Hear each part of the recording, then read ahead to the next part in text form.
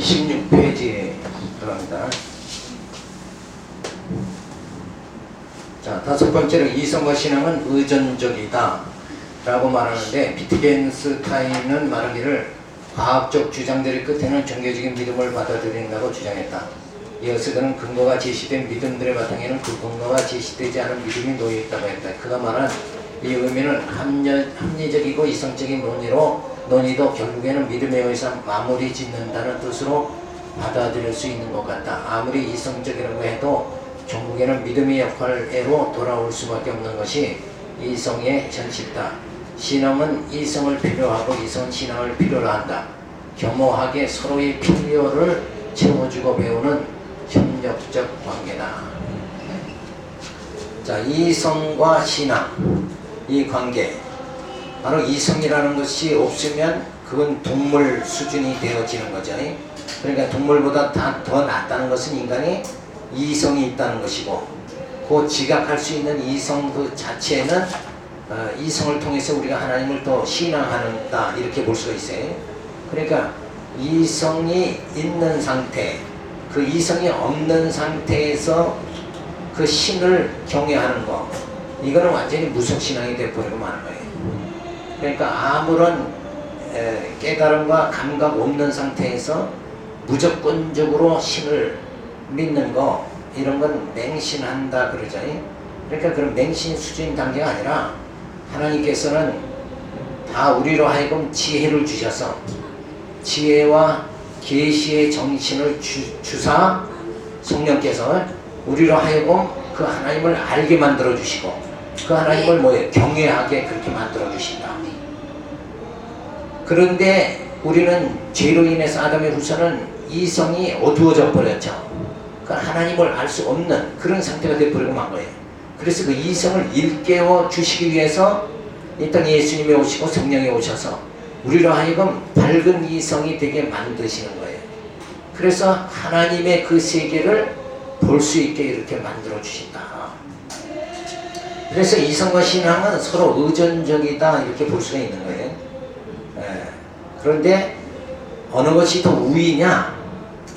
세상 믿지 않는 사람들은 이성이 더 우월하다, 이렇게 우선이다, 이렇게 생각하고, 우리 믿는 사람은 이성보다는 신앙이다, 이렇게 바라보는 거죠. 그래서 이런 이성과 신앙의 관계, 이것을 잘 이제 생각을 해야 되는데, 하나님께서 우리의 이성을 막 연단시켜 가지고 고상한 그리스도의 지식에까지 이르도록 이렇게 만들어 가시는 거예요. 그러니까 어린아이가 아직은 미숙한데 부모가 잘 보호해 주면서 또 교육도 시키고, 또 현장 가정 교육도 시키고, 이렇게 해가지고 점점 아이가 성숙되게 이렇게 만드는 것 같이, 우리는 육적인 그런 저거니까 이제 영적인 것을 알 수 있도록 하나님이 그렇게 늘 인도해 주신다. 그래서 이성이라는 건 한계가 어디까지냐? 이성은 분명히 한계가 있는 거예요. 그죠? 그 심적인 그 단계까지는, 영적인 깊은 단계까지는 올라가지는 못해요. 이성이라는 건 가늠만 하는 거예요. 그 짐작만 이렇게 하는 것이고, 그리고 신앙은 뭐예요? 그 믿음은 우리로 하여금 그 영적인 것을 알도록 그렇게 만들어 주신다. 그래서 그 믿음이 선물로 받아져야 하나님을 점점 알아갈 수 있게 된다. 그래서 인간의 그 한계라는 거, 이성의 한계라는 게 분명히 있는 거예요. 그런데 이 이성을 굉장히 우월하게 생각하는 게 뭐냐면 인본주의란 말이에요. 인본주의로 빠지면 안 되죠. 어디까지나 인간은 한계가 있다. 유한한 인간은 무한한 하나님을 온전히 알 수가 없는 거예요. 그리고 이성은 어떻게 판단되어지는가? 이 오각에 의해서 판단되어지는 거예요. 그러니까 오각에 의해서 눈으로 보는 거, 그리고 느끼는 거, 이런 걸로 해서 다 삶 속에서 자꾸 이렇게 생활하다 보면 경험이라는 게 축적되죠. 그래서 그 이성이라는 건 이 오각에 의해서 주어지는 경험이라는 거, 그것이 하나의 정보가 돼 가지고 그것에 의해서 이성은 판단하는 거예요. 근데 우리는 그 이성의 오각에 의해는 이성이라는 건 한계가 있으니까 오각으로 판단할 수 있는 것, 감지할 수 있는 건 이건 한계가 있는 거예요. 그래서 성경에도 예수님이 오병이의 표적을 행해도 저들은 배부르니까 온단 말이에요. 그 고 단계가 오각의 수준 단계죠. 그런데 신앙의 단계는 뭐예요? 영적인 단계는 예수님이 오병이의 떡을 띄워주시면서 그걸 먹고 육신도 배부르지만 뭐예요? 아, 예수님이 참 생명의 떡으로 오셨구나. 그래서 오직 예수를 영접하지 않으면 구원받지 못하는구나. 요렇게 깨달을 수 있는 게 뭐냐? 그건 경험에 의한 것이 아니라 떡이라는 거 먹으면 배부르다. 이건 오각에 의한 경험 수준 단계밖에 안 되죠. 그런데 이제 예수님이 참 생명의 떡으로 오셨다. 요거를 알 수 있게 온전히 만들어 주시는 분이 누구냐면 성령이거든요. 그러니까 성령에 의해서 우리 영적인 것을 감지할 수 있게 이렇게 만들어 주신다. 그래서 성령이 아니고서는 아버지라 부를 수가 없는 거예요. 그래서 항시 이성이라는 건 보는 것의 한계를 늘 가진다. 보지 않으면 인간은 믿질 않죠. 그러니까 오각의 수준 단계다. 그런데 우리는 세상을 어떻게 봐요? 오각에 의해서 보는 게 아니라 말씀에 의해서 세상을 비춰보는 거예요. 진리에 의해서 세상을 비춰보면 아, 인생이라는 건 이렇게 주님 떠나서는 무익한 존재고, 그리고 허무한데 굴복할 수밖에 없는 존재가 바로 인간이구나. 이걸 깨닫는 그 지각이 주어지는 게 바로 영적인 거란 말이에요. 그 영적인 지각이 주어져야만이 우리는 장래를 내다보고 하늘의 그 소망을 부여잡고 그렇게 살아갈 수 있는 거죠. 그래서 사람은 다 똑같은 사람이지만 어떤 사람은 5년 내다보고 어떤 사람은 10년 내다보고, 그럼 우리는 어디까지 내다봐요? 그리스도의 영광의 날까지 우리는 바라보고 산단 말이에요. 인생에 그렇게 차이가 나는 거라요. 근데 그렇게 되어질 수 있는 것, 그 믿음이 주어지는 것, 그것이 바로 뭔가 성령께서 우리로 하여금 믿음을 주시는 것이다. 자, 그래서 실제 해명의 양극단의 위험성이 있습니다. 이성만을 인정한다면 신앙은 불합리하고 우스운 것이 되고 만다. 그리고 신앙만을 고집한다면 신앙을 맹신적이고 미신적인 요소로 빠져들게 한다.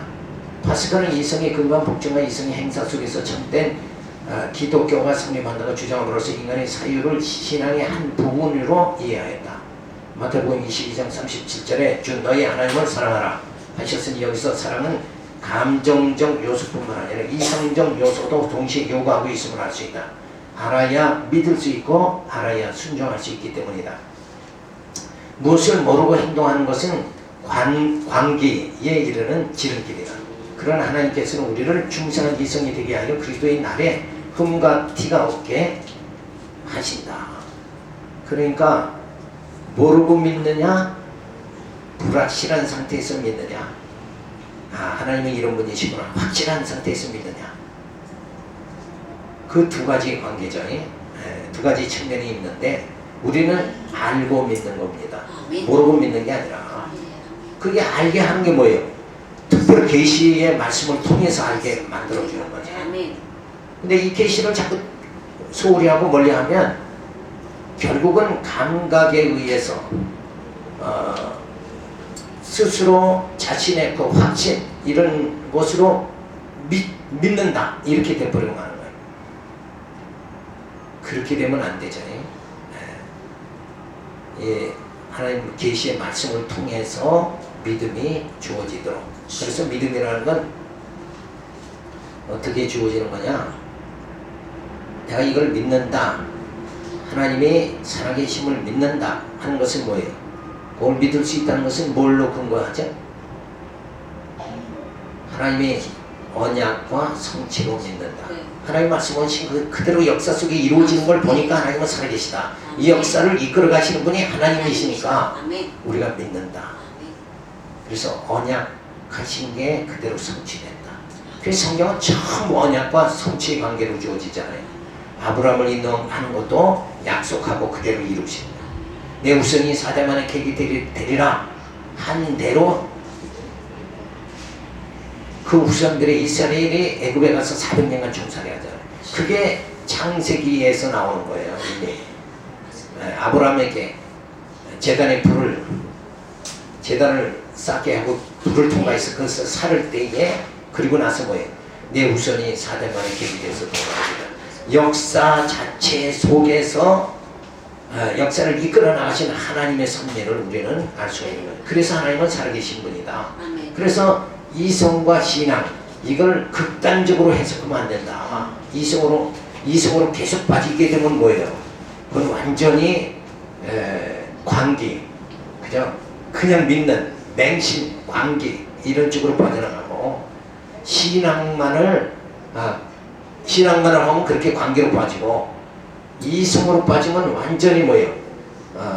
자기의 아직과 고집으로 빠져버리고 만다. 그래서 우리는 우리 이성을 성령이 주관해 주시고 이끌어 주시고, 그리고 믿음을 우리에게 주셔서 하나님을 알고 경외할 수 있도록 그렇게 우리를 인도해 주셔야 되죠. 신앙과 이성의 관계를 보면 상충적 관계다. 이성은 신앙을 타락하게 하는 원동력이다. 신앙을 위해 이성을 배제해야 된다. 근데 완전히 이성을 배제하면 짐승이 되니까 안 되고, 이성이 점점 뭐예요? 말씀을 깨달아서 밝은 이성이 되도록 이렇게 되어져야 된다. 그래서 독립적 관계다. 신앙의 영역과 이성의 영역을 분리해서 생각해야 된다. 진리와 믿음. 그래서 하나님 인식하는 것, 또 지식과 경험은 불신앙을 낳게 된다. 이런 도식을 우리가 생각할 수 있는데, 진짜 인간의 이성에 의한 지식은 불신앙을 낳고, 신앙에 의한 믿음, 진리에 의한 믿음은 하나님을 경외하게 된다. 하나님을 인식하게 된다. 하는, 그건 따로따로다 이렇게 되는 게 아니라, 원래는 한 사람이 불신앙에 빠지면 이쪽으로 빠지는 거고, 그쵸? 신앙이 들면 하나님을 경외하게 되어지는 거. 그러니까 결국은 뭐예요? 우리가 인간 스스로는 그런 단계로 들어갈 수 없는데, 성령께서 우리를 붙잡아 주시는 거죠. 내가 붙잡힌 바 되니까. 사도 바울은 그리스도에게 붙잡힌 바 됐기 때문에 그 엄청난 일을, 영적인 일을 할 수 있었던 것 같이, 우리도 주의 일을 하려면 뭐예요? 붙잡힌 바 돼야 돼요. 내 능력으로 되는 게 아니다 하는 걸 생각할 수 있죠. 그리고 의존적 관계다. 신앙은 이성은 신앙을 의존하는 협력 관계다. 이성적 관계는 믿음에 의해 마무리 짓게 된다.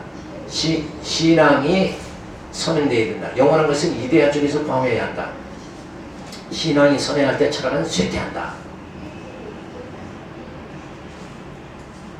자, 이 신앙이 선행한다. 신앙이 선행하는 건 틀림없는데, 하나를 완전히 무시해버리고는 안 된다는 거. 이걸 우리가 생각을 해야 돼. 이성이 선행한다. 이성에 의한 철학이 선행할 때는 신앙은 퇴보하게 되고, 실용주의와 개인주의가 득세한다. 결국 그러죠. 인본주의로 자꾸 빠지면 결국 인간은 높아지고 하나님은 낮아진다. 그리고 양극단의 위험성입니다. 신앙은 맹신을 초래하고 이성은 고집과 아집을 초래하는 양극단의 위험성이 초래된다. 그러니까 결국은 이성에 치중해도 안 되고 신앙에 치중해도 안 된다. 근데 그게 어떤 구분하는 것이 아니라, 우리 몸이 하나인데 하나님께서, 성령께서 오셔서 죽었던 영을 살려가지고 우리를 신앙하게 만드는 거예요. 그러니까 이건 분리하고 자시고 할 게 없는 거예요. 그래서 하나님께서는 그리스도를 보내요. 죄 가운데서 해방시켜 성령으로 거듭나게 하여 밝은 이성으로 하나님을 경외하게 하므로 본래의 이성을 새롭게 하신다. 이게 이제 변화를 완전히 시키는 거죠. 썩을 몸이 썩지 아니한 몸을 딱 있게 만들어 가지고, 밝은 이성으로 하나님을 경외하게 만들어 가지고 우리를 구원해 주신 거다. 그러니까 내가 변화되지 않으면 안 되죠. 썩어질 몸 상태로 그대로 있으면 안 돼. 이 허탄한 생각 속에 그대로 있으면 안 되고, 새롭게 내 생각이, 마음이 새롭게 되어져야 된다. 그래서 이제 새 계명을 주셨다 그랬잖아요. 그리고 새 사람이 되어져야 된다. 그게 뭐예요? 거듭난 사람을 말하는 거죠. 새 사람. 그러니까 죄로 인해서 죄 안에 머무르는 그 상태가 아니라 이제는 어둠에 장악되는 자가 아니라 빛 가운데 거하는 자, 되게 우리를 그렇게 바꿔주신, 택한 자는 바꿔주시고 변화되게 만들어주시고 불택자는 여전히 어둠 가운데서 있다가 죽게 만든다.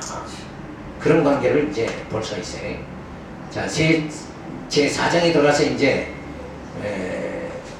철학의 유용성. 자, 그럼 철학이라는 건 결국 이성에 의한 산물이죠. 이성에 의해서 나타나는 게 바로 인간의 경험을 축적을 해서 야, 세상 이치는 이렇다, 인생은 이렇다, 이렇게 말하는 것이 뭐예요? 철학이잖아요. 그런데 어디까지나 철학은 뭐예요? 한계가 있는 거예요.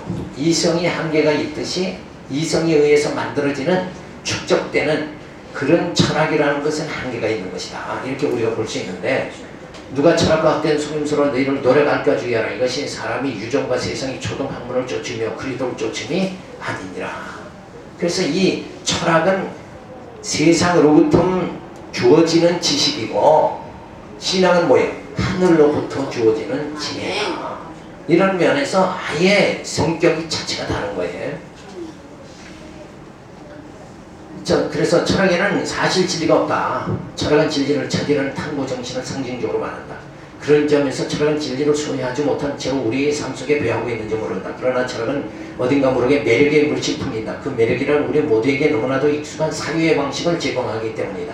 이 장에서 우리는 철학의 가치를 몇 가지 측면에서 살펴보고자 한다. 그러니까 철학 자체는 진리가 아니에요. 이건 인간으로부터 주어지는, 인간의 경험이 축적돼서 우리 사주 팔자 보는 거 있죠. 역학이라는 거. 그게 다 인간 경험에서 나온 거예요. 그거 가지고는 조금 뭐 지혜롭게는 살 수 있겠죠. 그러나 생명이 있고 구원받는 건 아니다. 진리라는 건 생명이 있어야 돼요. 구원에 이르를 수 있는 거래야 그게 진리지. 철학이라는 거, 역학이라는 거, 이런 거는 다 인간이 연구해서 만들어진 거, 이성에 의해서 만들어진 건 그건 진리라고 할 수가 없는 거다.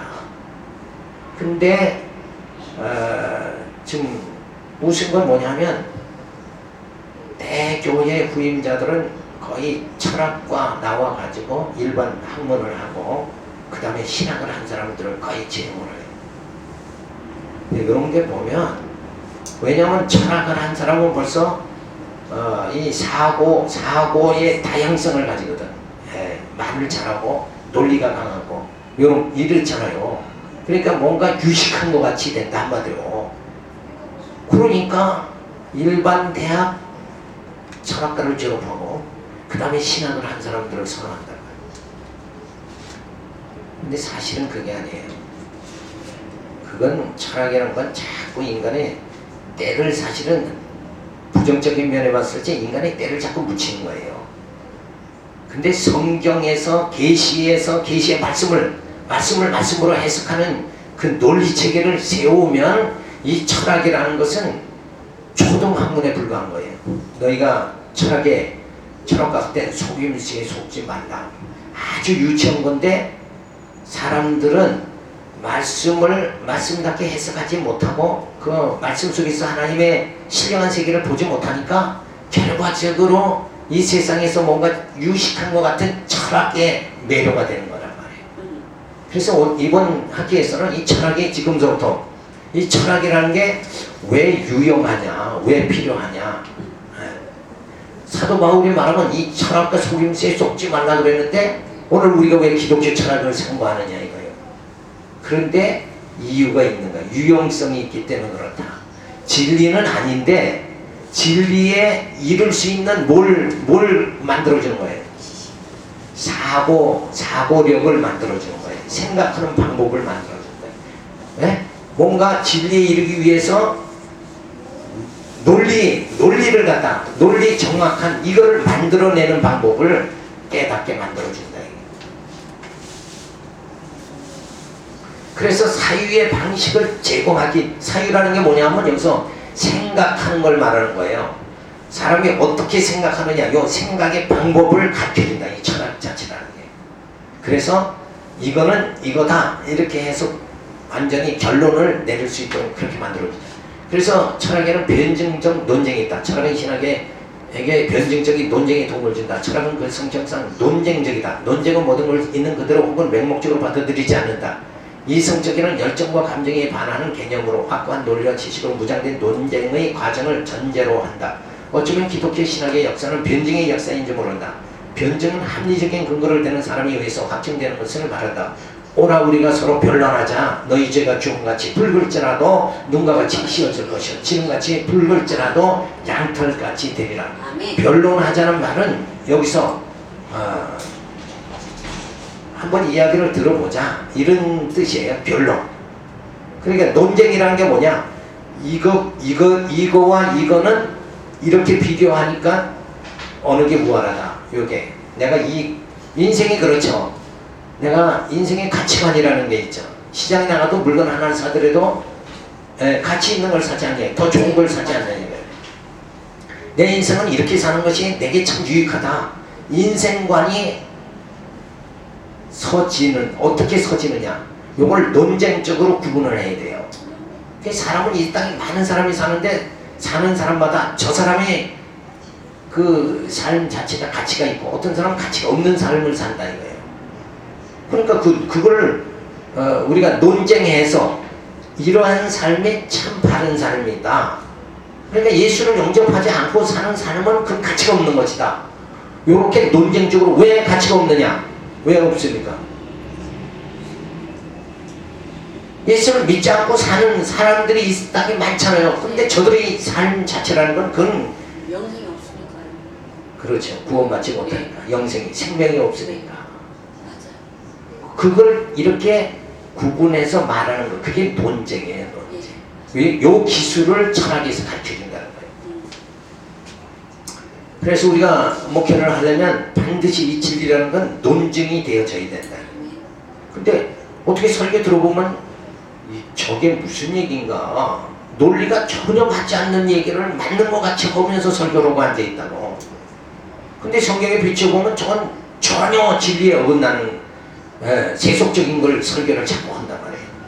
그걸 자기 머리로 자꾸 만들어내가지고 그래서 어떤지 CTX 설교 보면 왜 저렇게 열심히 만들어서 설교를 하는가 싶은 생각이 나요.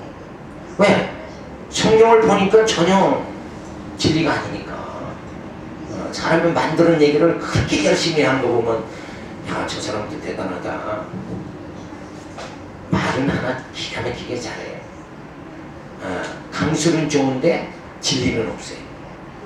근데 설교는 진리가 있는, 진리에 의한 강술이 돼야 되는 거죠. 그거 생명이 없는 거잖아요. 결국 철학적인 건. 그래서 성경에는 또 이 철학에는 비판적 기능이 있다.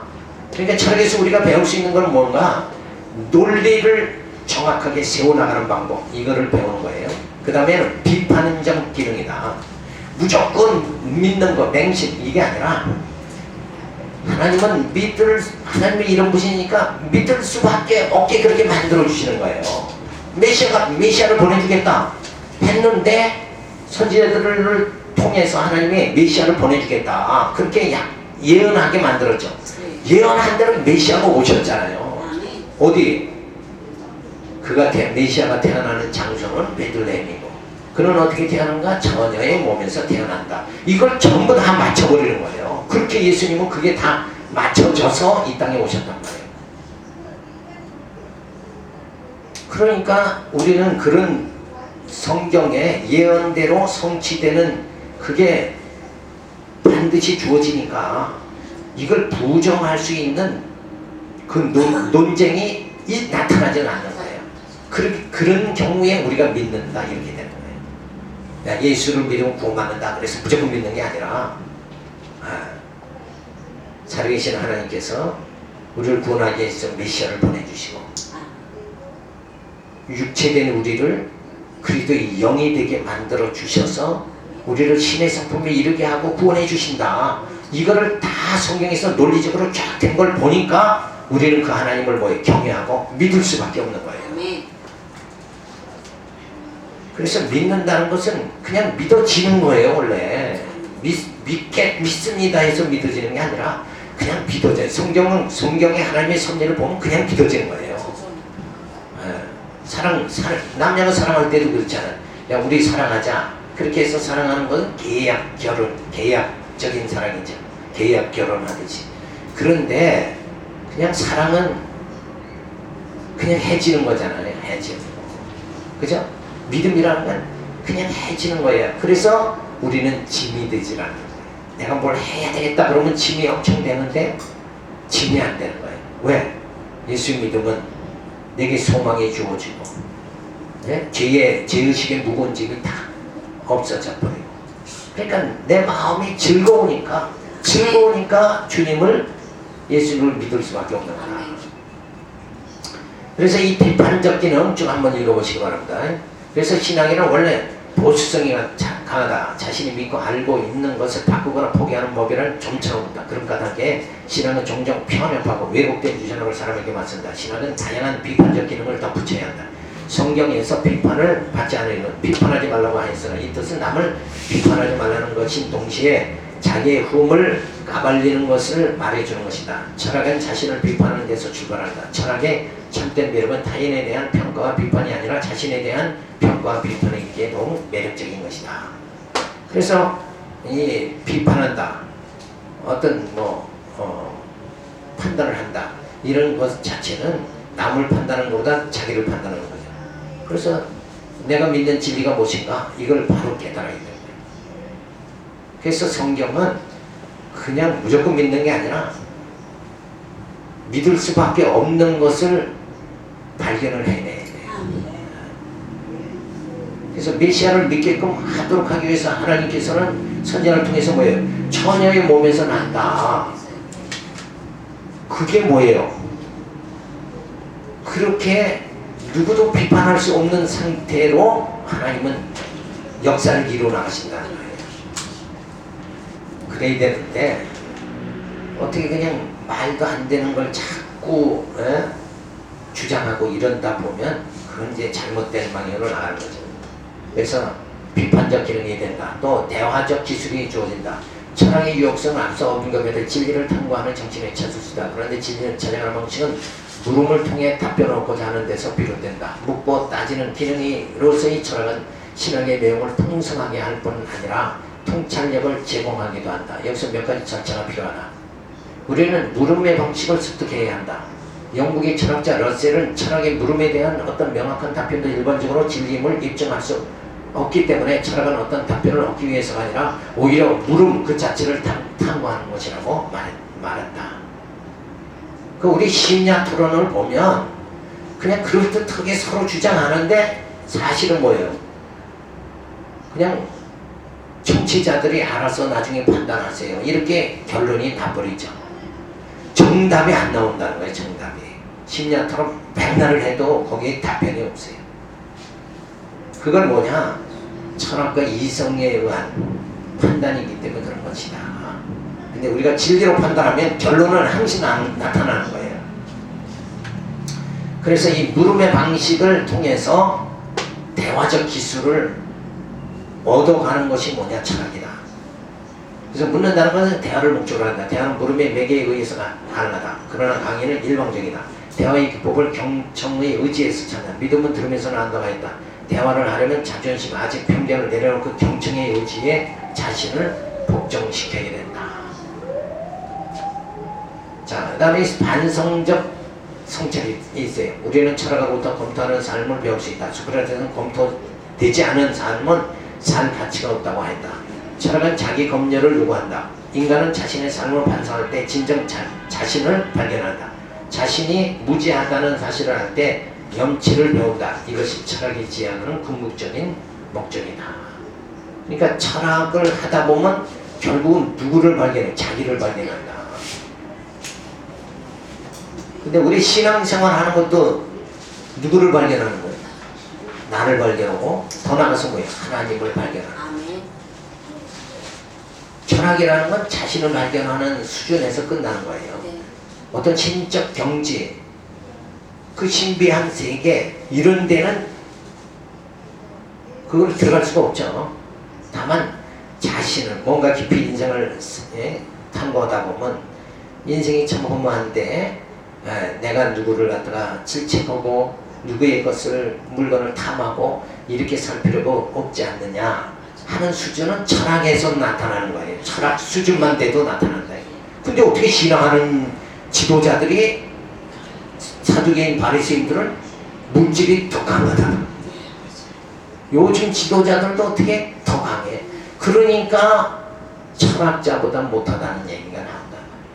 종교 지도자는 원래 신앙은 철학보다는 상위잖아요. 고상한 지식이잖아요. 이성은 한계가 있는 거잖아요. 그런데 오히려 신앙 종교 지도자가 철학자보다 못하게 인식되는 게 오늘날의 사회다. 왜? 자기를 보지 못하니까. 자기 욕구를 채우는데 이 자기 욕구 채우는 거는 신앙과 철학 그 밑에 짐승 수준이란 말이에요. 이게 본능적 수준. 이 단계에서 자기 탐욕을 제어하지 못하는 단계는 완전히 짐승 단계예요. 종교인이 지금 이 높은 종교인이 지금 이 탐욕 그러니까 현상이 지금 뭐예요? 요번에도 큰 문제로 야기되는 게 뭐냐면 길자연 목사 아들에게 세수 풀었다. 이렇게 되니까 전 철학자보다 못한 거 아니냐 이렇게 이제 막 나가는 거예요. 막가파가 되는 거지. 그런 비난의 소리를 듣는 자체가 하나님의 영광을 가리고 그죠? 그 수준이 아주 얕아. 훌륭한 목사님인데 오히려 그런 면에서 안타까운 거죠. 왜 행위는 그렇게 저속하게 빠지느냐. 고상한 진리를 깨달았으면 행위도 그대로 고생했죠. 그래서 야고보 사도가 야고보서에서 믿음이 있다고 하면 믿음의 행위가 나타나야 된다. 그 사람이 지식이 고상하다면 고상한 만큼의 행위가 나타나야 되지 않냐 이거예요. 쉽게 말하면 초등학교 졸업한 사람은 초등학교 행위의 수준밖에 안 나오지만 그래도 중학교, 고등학교, 대학을 나오고 대학원을 나왔다. 그리고 인간 세상의 학문보다 우월한 이 신앙은 학문보다 우월하잖아요. 이 우월한 고상한 그리스도의 지식을 깨달은 우리가 저속한 초등학문 안에 그 수준도 안 되는 행위가 나온다 그러면 이건 문제가 심각한 거다. 오늘 한국 교회 지도자가 그런 면이 많이 나다. 생각을 좀 넓혀야 되고 자기를 비워야 되는 거예요. 철학도 자기를 비우는 단계가 들어가는데 어떻게 종교인이 자기를 비우지 못하느냐 이거예요. 그러니까 참 이게 어려운 거죠. 그래서 역시 인간은 인간일 수밖에 없다. 이렇게 나오는데 우리는 인간이지만 뭐예요? 성령에 붙잡힌 바 되는 사람이잖아요. 근데 온전히 성령에 붙잡힌 바 되지 못하니까 육적인 것이 자꾸 나타나는 거죠. 그래서 철학의 유용성을 보면 사유방식의 제공이다. 사유라는 건 생각이죠. 생각의 깊이를 더해지는 이 방법을 철학자들은 가지게 된다. 그죠? 철학자는 뭔가 깊이가 있는 것 같이, 지식의 깊이가 있는 것 같이. 그게 뭐예요? 생각을 많이 하니까. 그래서 생각을 많이 하니까 철학자들은 야, 인생이라는 게 이렇게 무상하구나 깨달으니까 욕심과 탐욕에서 벗어나는 거예요. 그래서 비판적 기능이 있어요. 사실이 참이냐 신념이나 확신을 전복하고 논리나 주장을 고발합니다. 그래서 철학자만 되더라도 자기 신념으로 살아가는 게 아니에요. 진리로 살아가려고 그 진리가 무엇인가를 그렇게 탐구를 하죠. 근데 세상에는 진리가 없는 거예요. 철학의 자체는 진리가 아니니까. 그래서 이 종교만이 진리잖아요. 이 신앙만이 진리인데 거기서 하나님은 우리에게 뭐예요? 하나님의 아들을 보내가지고 성령을 보내가지고 우리로 하여금 뭐예요? 죽음에서 생명으로 옮겨가도록 이렇게 만드시는 이 참 진리가 우리 안에 주어졌다. 아멘. 그래서 신념과 확신을 전복시켜 논리나 주장을 고발합니다. 신앙은 편협과 왜곡된 주장이 많죠. 그래서 비판을 가해 진리로 확증하기에 유익하다. 자, 그래서 성경은 전부 논리적입니다. 논리적이 아닌 곳이 한 군데도 없어요. 그래서 특별히 그 히브리서 같은 경우에는 모세, 아론보다 우월하신 분이 예수님이다. 아멘. 이걸 계속 주장을 이렇게 하잖아요. 갈라디아서는 믿음 그리고 성령에 받는 것은 인간의 행위로가 아니라 뭐예요? 하나님의 은혜로 주어지는 거다. 선물이다. 이렇게 말해요. 아멘.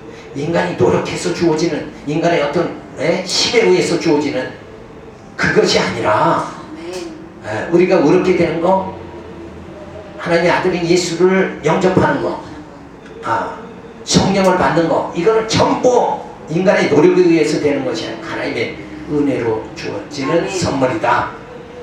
그걸 갈라디아서는 쫙 전개를 합니다. 그래서 결국은 뭐예요? 인간의 공로에 의해서 되는 것이 아니다 하는 얘기는 뭐예요? 우리 자신을 벗어나게 만드는 거예요. 내 힘으로가 아니라 하나님의 은혜로 되어지는구나. 나의 나된 것은 주님의 은혜로 오는구나. 이렇게 그런 신앙이 자꾸 이게 무장이 되어지는 거예요. 그렇게 하기 위해서 우리 육체를 가졌지만 뭐예요? 육체에서 내가 지금 실제 몸은, 내 영은 육체에 지금 머물고 있죠. 머물고 있지만 여기서 머무르지 않은 것 같이 살 수 있는, 가난한 자 같은 한 뭐예요? 실상은 부유한 자로 살 수 있는, 이런 관계로, 그 영적 단계로 이렇게 벗어나는 거예요. 형상의 단계에서, 보이는 단계에서 보이지 않는 단계로 우리의 사고, 우리의 믿음이 다 바뀌어져 나가도록 이렇게. 우리는 그러니까 영원한 그 나라에 들어간다는 그 영원 세계는 눈으로 감지되는 세계가 아니고, 그죠?